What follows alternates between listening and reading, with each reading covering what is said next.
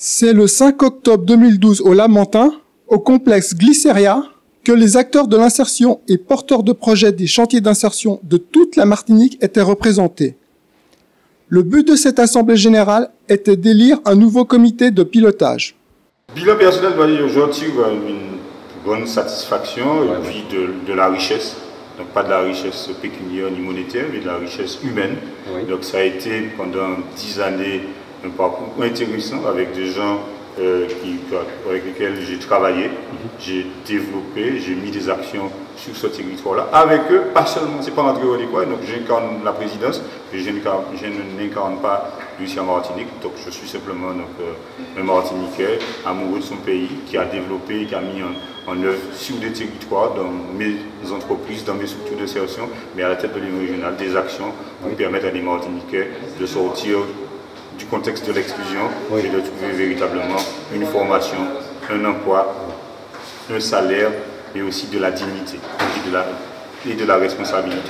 Donc aujourd'hui, l'Assemblée générale a eu lieu, donc il y a eu, nous avons délibéré, il y avait un renouvellement de l'ensemble des membres du conseil d'administration.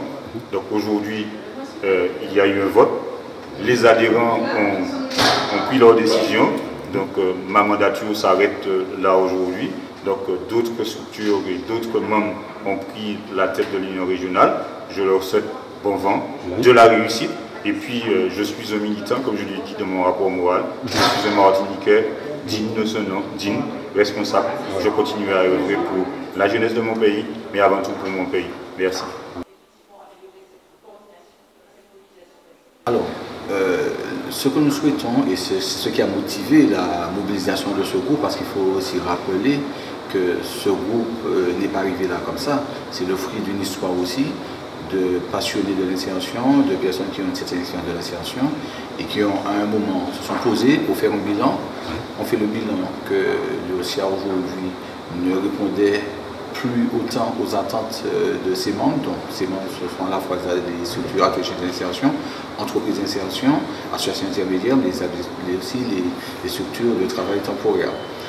Et il s'agissait donc de dire comment est-ce que nous pouvions proposer un renouvellement, une vision différente, basée sur une plus grande solidarité avec les grosses structures comme les gros groupes CEN, etc., mais aussi avec les structures qui a pris une disposition de ce moyen et celles qu'on appelle les petites structures, parce que nous croyons que l'insertion par l'activité économique aujourd'hui ne pourra se déployer, y compris dans le long, que par un système de mutualisation et de solidarité entre tous. Donc il n'y a pas de petits, de grands, il y a tous les acteurs de l'insertion par l'activité économique.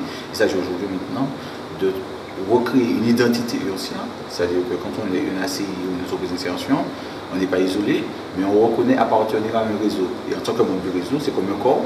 On est soit le bras, soit la main, soit le pied, et on contribue. Et c'est ce qui fait que le corps va bien se porter.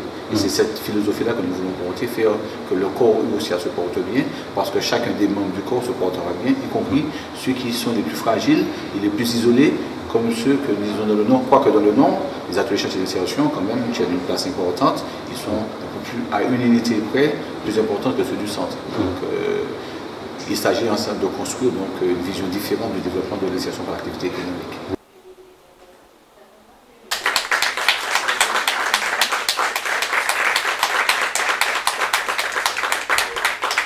Cette assemblée générale a donné le jour à un nouveau comité qui élira bientôt son président.